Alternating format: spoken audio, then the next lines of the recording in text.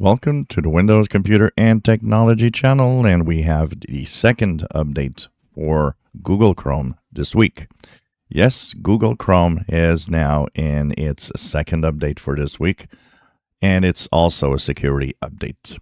If you go onto the upper vertical dots, help about Google Chrome, and you're moved to 151.0.7922.174. And that is the second update. 7 security flaws are fixed in this. 1 is critical, and the 6 others are high severity. So this puts the total, I believe, this week to 22, because I believe on Tuesday the update had 15 security flaws. So 22 during the week.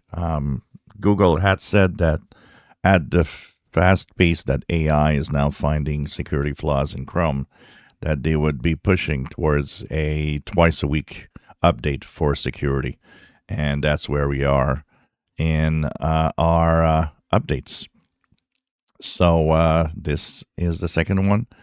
And that means also that Chromium browsers will have some updates at some point in the next days. Even Microsoft Edge, which I believe would probably have these updates by like Monday or something like that. So I wouldn't be surprised early next week.